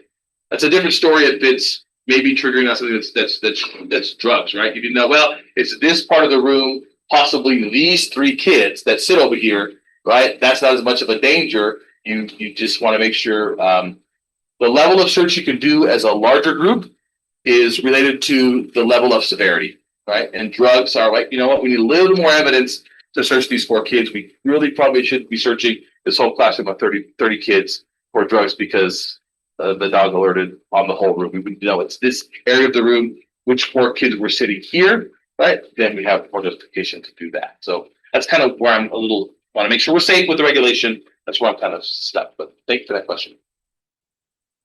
Any other questions or comments on this policy and this regulation? A motion with respect to J 3400? The motion that we adopt J3. I'll second. Mr. Pro? Yes, ma'am. Okay. Mrs. Johnson? Yeah. Mrs. Crumley? Yes. Mr. Orozco? Yes. Mr. Kroll, yes. Take us on to 2050, Mr. Turner. Okay, so this policy relative to eligibility for bus transportation is another example of us aligning our policy to our practice. Our current policy that has been in place, as you can see here, says they're on line 27. This is for out of district or zone transportation. On line 26, it says students who select freedom of choice alternative to school attendance and commute from one zone to another must provide individual means of transportation. The district assumes no responsibility in freedom of choice transportation endeavors, nor will the district provide the transportation for students. This policy has been the policy our, again, like the other ones I mentioned, the donations and all that stuff, our current practice has been in violation of the policy. So I am proposing that we take our current, we amend our policy to make sure it allows our current practice. Okay, so that's kind of the ask here, right? The choice on this is one, if we want to have if we want to have no transportation provided outside of zone, we just keep the policy as is. If we want to align what our current practice is with the policy, then we need to approve the policy with this little green line saying, hey, refer to the regulation for the exception. Okay.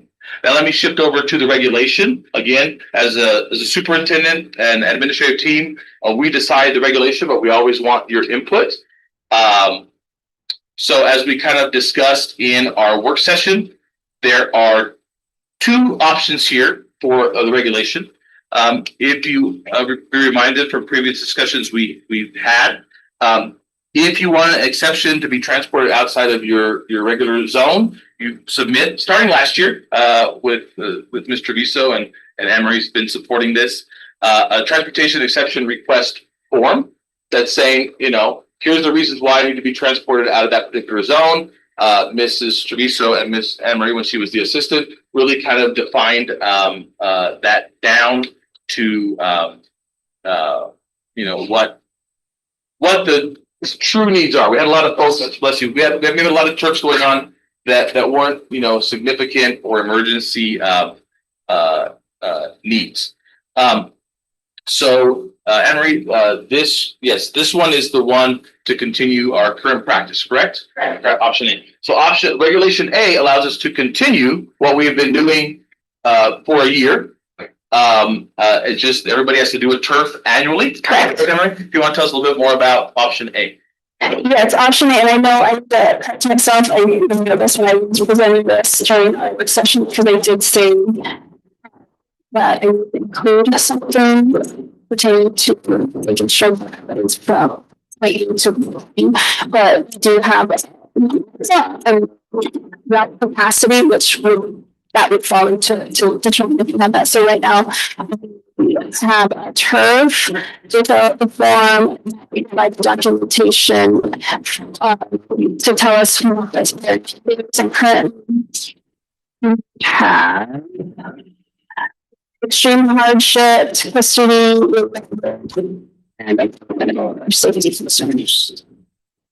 So they will fill that option to fill that year to year and determine what they have and have them.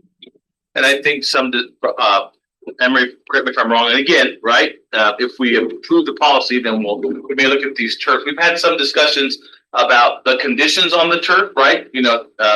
Transporting. We've had discussions about whether to include custody or not. It's very untypical to transport kids to one address one day, another address the other day. We really need to get right. If there's a custody situation, it's got to be really one address we're transporting you to. So those kind of things, like the custody may come off of there because really you just basically your custody paperwork will put that address in the system, and that's when we're taking you to. Okay. So any other examples, Emery, off the top of your head Examples of types of trips. On the turf. We're not fighting On the turf, the policy. on the turf,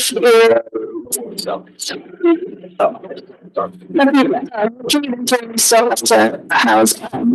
We have also daycare is a big thing. Is also something we have to really look at. Is it or is it a commitment?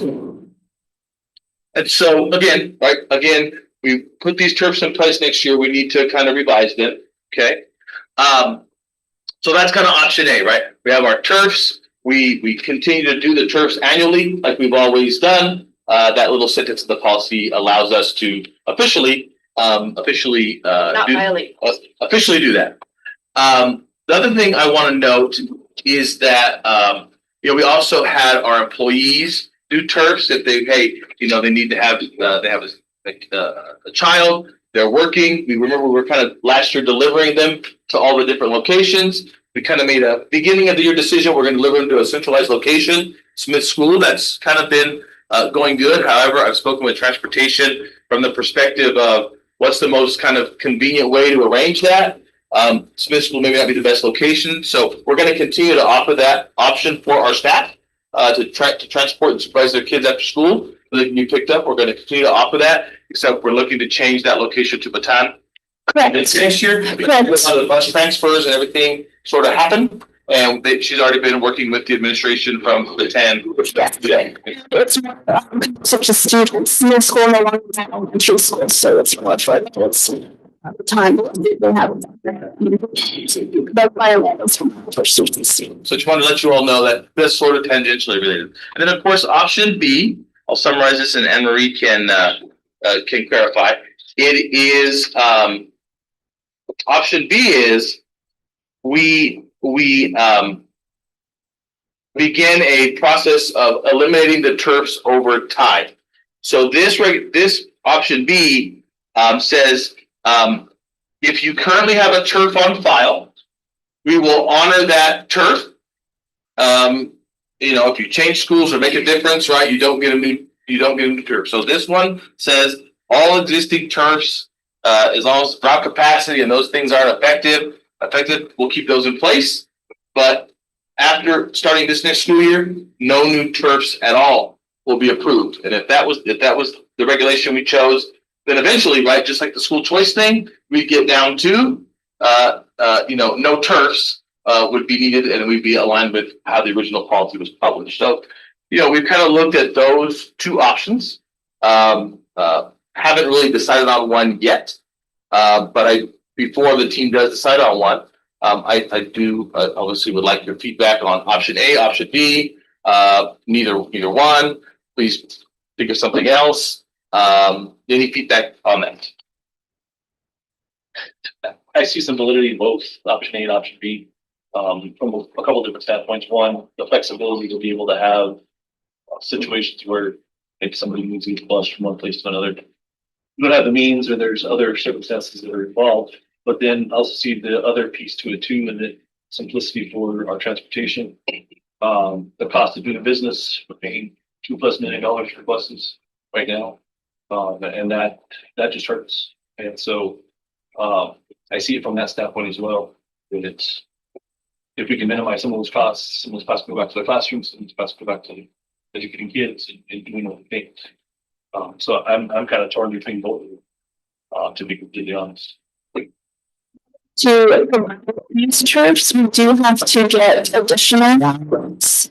So the additional services, excuse me, so we have to get additional funding. So for the routing students. Do you have any idea how much? I was just looking at yes. It's okay. So I've been talking to several people, from staff members to the whole people, the whole situation. And it's my understanding right now, I know that the transfer kids are meeting at the time, correct, to go to their buses to go home. Correct. And so if you move the staff to Baton also, that would take out possibly one of those buses. Is that correct? Instead of having a staff bus route and then. They don't have to take them out to the top. Right, but my point is, instead of having one bus going to Smith, you would have one bus picking them all up and going to Baton. It just depends on how they know two buses or something. Like giving the other one.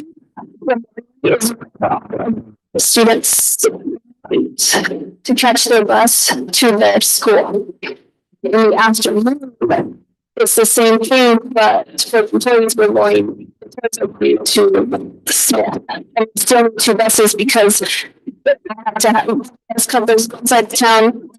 Covers the other side of town. And the third actually left the buses one. There's like a small one, but that's really.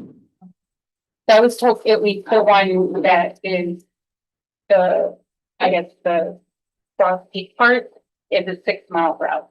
So it's not bouncing everywhere. But I feel like if we get rid of turfs, that's gonna hurt our staff because they need somewhere to have their kids go. And I know right now Smith is not something they are liking, but if y'all are in the process of making those changes, that you can. I think you bring up a good point, Mrs. Johnson, regarding that. So relative to kind of to and from transportation, relative to school zones, I'm thinking less about impacting the employees. Like, I think regardless of what we decide, right, we want to continue to provide that service. It's kind of like a benefit, like an employee Right. benefit, right? So I think it's in my mind, and there's something we could sort of define a little bit better in the regulation, I think, right? I'm thinking of it in two buckets, right? Employees, we have an employee benefit of, we're basically taking your kids for supervision at the time. No matter what we decide, I would still like to make sure we have that carve out for as long as we have the money to do it. Does that make sense? Right? As a kind of an employee benefit. Really, when Anne Marie and I and all, we've been thinking about, keeping the turfs or grandfathering the turfs out, it's more about to and from students that are coming from out of, from like being transported to a school that they're out of zone for, right? So it's, in my thing, it's two different buckets, but I think that's a good point that you brought up that sort of says they're kind of two different things. So I see them as two different things, and we can really, as we decide on a regulation, if you guys approve exceptions in the policy, we can define that a little more clear of the employee thing versus, kind of regular to and from. So thank you for asking. And if you're having the form that's already, I know the form is new this year. In the past, it was just, we would go in and talk and yeah, you're on that. And so the fact that you have it listed and you have to have the proof and all that kind of stuff, and it's a more streamlined process. I feel like having that is a better suggestion than just saying no, because we can't know today what tomorrow's gonna do. And I do want to also point out, Ms. Johnson, we did talk about with the employee form, making it a separate looking turf form, right? Actually having two separate forms, one for kind of the employee benefit and one for the to and from. We did actually talk about that because I think that created a little bit of backlog, right? So this year. Yeah. Backlog has to go first. I don't believe that we outside of the after we phase them out, right? The only exceptions would be those things that are listed in policy, McKinney-Vento, IEP, those kind of stuff, right? That would kind of, yes, that would be sort of the exception you'd eventually get to, right? On the grandfathering in and phasing out on regulation.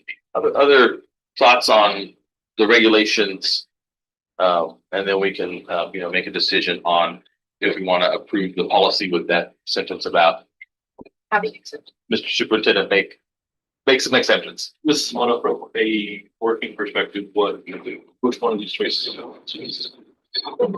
Personally, in this day and day. Okay, so when I first got here, there was kind of but was roughly about 100 students that in high school in every which direction. And we also use resources from masters to go and do duty at Smith now. I would ask for a list. They didn't know the students were, so now we've cleaned that. I can tell you we have 160 students. We have a list, a roster, and who they are. I know change last year caused a lot but people, and it took a while. Yes, we have the form, but we have to process. So we're using my staff resource to provide turf for the students. They have to first send them out, then they have to review them, and then they have to make sure they collect the documentation, because I wanted the documentation to make sure that they would have the valid sense. We had to route them. Now, these students, their system doesn't route them like they do the to and from students. They have to manually and route each one. They're showing how they have to finish off. So we're using open sources for 6% of our students who 2,604 students, 160, that's roughly 6%. So we're using a lot of sources for and then we also have bus drivers, contractors for these 3 routes. So that's another cost to the district. And we are getting a ton of staff that the students don't even attend that school. And they get to know it now after a while, but because we have the turfs for this year, they are good. I'm trying to avoid any transfers. That's a huge safety. Sorry. And right there, were you talking about our kind of employee benefit kids after school? Because I'm curious, and you might have the numbers outside of the ones we have at Baton that are kind of that employee benefit situation. The kids that are getting transported to, right, just the regular to and from, but out of zone, not including the employee kids. Like if I'm supposed to be going to Bell and I want to go to Chaparral, So I would say about 130. 130. So you said total about 160. We have about 30 students for Smith. That doesn't mean they are. So 30 kids for Smith for the kind of the employee benefit, and then about 130 on a turf. Correct. And again, I think too about the maybe possibly whatever, if we continue to do turfs, there's going to be some updates to the turf form in general, hitting on some of those custody things. Because I mean, there's a handful of those in there where they're going. That's a lot of Different addresses. So with the tightening up of if we continue to have the turfs, even the tightening up the turf forms themselves is going to, again, I think weed out some of those 100. But I know Mr. Orozco was asking probably more on the to and from side of the 2 regulations. and it's like a dance. You're trying to make sure that this bus gets here with this student, and this bus has to for that student. So we have a lot of students that were going to school late, and I was already was trying to get those kids to school on time. So that is like my priority. We track that data to make sure 51 2 lessons that are continuously on the because even now that's the problem. And I need to my staff and ask them, is there a possibility to shorten this route? What other options do we have to make this work on time to school? And some kids have to move the bus earlier, so then that would kids are. I think that You never answered the question. What's the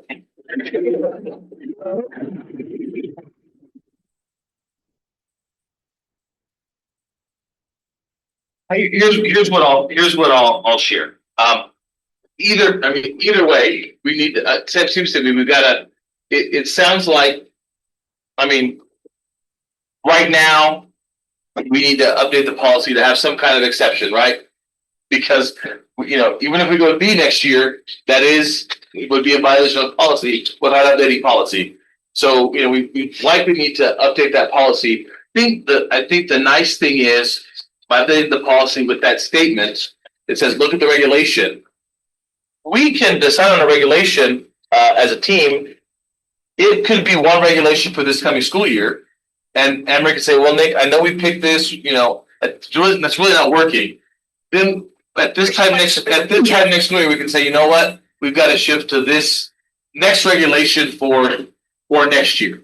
And then at some point, we may say, "This is all too much," and then the board can say, "Well, we're going to go back in policy, and we're going to strike out that exception line that we made." So I think that's there's some flexibility and some kind of discussions and decisions that we have to make as a team.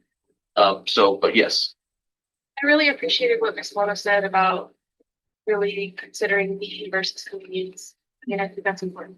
I think that it's important that the school helps where they can, but I don't think that the school should be obligated to bend over backwards. And that's, and again, I think Ms. Moore learned this last year, right? Whenever you have the turfs, and again, we've been doing them for a long time, right? It's determining need versus convenience. And I think I want to credit, Mr. Viso and Anne Marie asking for that documentation on what is this specific need. And again, there may be things, because we kind of did this at the start of the year with a kind of a new thing. There may be some things that were allowed as a convenience this year that are not as much of they're actually more of a convenience, and they're not really a need. And just by nature, right? Some of those turfs, if we continue to do them manually, may become, sorry, that was for last year, but it's not for this year. And that, that ends up with Anne Marie, ends up with me, and I'm okay with that. That's my job. That's our job to manage that. If again the board wants to have exceptions, that's how we'll manage that as a team here at Mr. Lawrence. I Yeah, think go ahead, Ms. if we go to B, you're not gonna be able to have exceptions for your staff member. If we were to go to black and white with the policy set, and then this was your procedure or regulation. True. And then I have a question.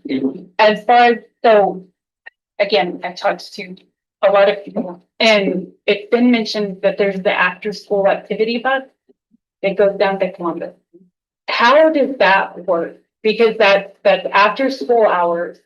Is that who paid for it, and how do they apply to get on that bus also?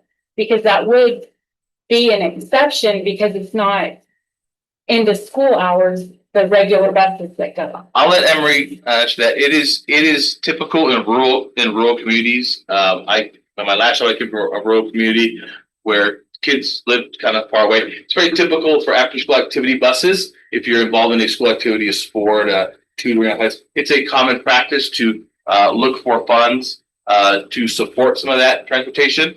It varies from district to district what that money is used for, but that's a common practice. Growing up in Tularosa, we served the Mescalero Apache reservation, and so those kids that stayed for football and all those kind of things, actual activities, we transported them, back when we did it. So that's a common thing. But again, I can't speak. I don't have enough knowledge yet to know about that. So, Ms. Chavez, Ms. Sure, I'll speak for the ladies, route, and then, Ms. Chavez can help me with the after school. So the late route is for activities, athletics, and it's all the athletes for all the sports, and those are the students that get transported back. Funding that we thought was from activities, one of the main activities, and then found that it was operational. That it was used for after school programs. At this point in time, we have an after school time funding grant that pays for the busing from their secondary to get down to Columbus, and that is a grant, and that they get eligible by signing up for one of the after school programs, and anybody from 6 to 12 who needs the busing to get down towards Columbus, they're eligible for that. Other questions? So go ahead, Mr. I'm going to say something. Yes, sir. Because obviously we had a commissioner here and a representative over this situation here. And I invite them to make sure they come to many of the board meetings, not just this one. And I'm going to say this, there's a way to compromise. I think we can do both. I think we need to tighten it up so that it helps you guys, but also be able to be flexible. I think there's always a compromise, and that's something that we both need to do. And that's the way I would do it. But we do need to tighten it up so that you can focus on other things that you need to do, but also give everybody an opportunity to be able to do something. So I think we can compromise in this situation, but we do need to tighten it up. Because I know what you're trying to do. We're trying to clean the books up. We have to.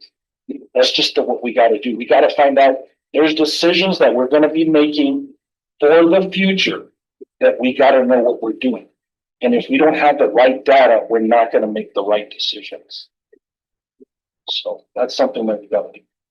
And Mr. Kroll, we met with the regulation, we may not get it perfectly right. No. Does that make, we may not get it perfectly right the first time, but, I would, we'll work on the regulation, but I would ask for approval of, policy, 2050, to add that line in to allow me to, make a regulation to make exceptions so we can have our practice in line with our procedures. Motion with respect to E 2050. I'll make that motion. Now second. Mr. Kroll? Yes, ma'am. Mrs. Johnson? Yes. Mrs. Crumley? Yes. Mr. Orozco? Yes. Mr. Folds? Thank you. Thank you. Thank you, Andy. On to D, consideration and approval of memorandum of understanding with the Deming Police Department for use of K-9 units on district campuses. Mr. Turner. Superintendent, is on this agenda of the 1% raise after every session. This is a lot easier. So the third consideration is the police department, superintendent, Chief Lada and Captain, his police officers. Mr. Turner, can you do us a quick favor and I can drive? Do you mind opening that? Really? Like I was looking, I didn't want to touch any of this. It's new. I didn't want to shut the meeting down. You're on a negative one. Actually, increase, it shows that funding when they can. So with, I do want to point out a couple of times. The MOU in your packet had a couple of details and the change intent of the MOU. It does say that it's going to expire at the end of this, our discussion with the chief. If he has a going to ahead and extend that to June 30th of 2027. I got it wrong with this. But, all it does is ensures that from then they test about, searches with the K9s, and then, our policy around, I send them questions. And just a major, the shift that we made to make sure we had some good alignment, we did talk to, Chief about. They initially had this, no students shall be present when the K-9's around. And then, they said, oh, yeah, you can take that off, right? There's gonna be students, let's go, yeah, students around. So those two things were the only, changes. Any questions or comments by the board? Or motion? Okay. A second? Mr. Kroll? Yes, ma'am. Mrs. Johnson? Yeah. Mrs. Crumley? Yes. Mr. Orozco? Yes. Mr. Kroll, yes. To E, consideration and award of RFP 25-06 physical therapy. Mr. Adcock, statement. I'm president, members of the board, superintendent. So, physical therapy, there's department, and, the results of that, include several things. It was not just price, that's the reason for the RFP. It's a scoring criteria that we have, pediatric development was the highest, score of that, and so it is very likely to be awarded this RFP. And just a clarifying point for our board members, this is a physical therapy, RF, we keep them for 3 years. Is it 3 years, Joe? You do well, one initial year and up to 3 rounds, so you total 4 years. So the renewals are running out on this, and naturally, so we need to make sure we have a vendor that we can use July 1, 2026 for a 1 year with possibly additional renewals. So that's just what the need behind this is. Any clarifying questions? Have a motion? Make a motion that we award the RFP to the physical therapy. I'll second that. Mr. Kroll? Yes, ma'am. Mrs. Johnson? Yes. Mrs. Conley? Yes. Mr. Orozco? Yes. Mr. Colliers. Do I have any board member requests for items or information for our next meeting? I got one. Yes, Rich. Clearback policy. I'd like to look into it. A lot of places are going to a clearback policy for events and things like that. And then look at the backpack, clear backpack policy as well. So Possibly. the clarifying question, Mr. Roscoe, so we can get on the right track. Clear back policy for like events Yes. and a clear backpack policy for the school day. Yes. Okay, all right. I'd look at both. I think, just with the current trends with things, with us implementing these, metal detectors, I think it gives the benefit to try to get these kids in through the lines quicker. And if something goes off, it's easier to search a see-through backpack than go to digging through the backpack.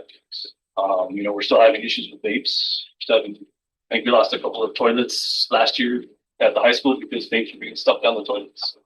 We're not going to catch everything, but I think that try to minimize some of that risk. I think with see more and more issues of even elementary school kids now taking guns to school.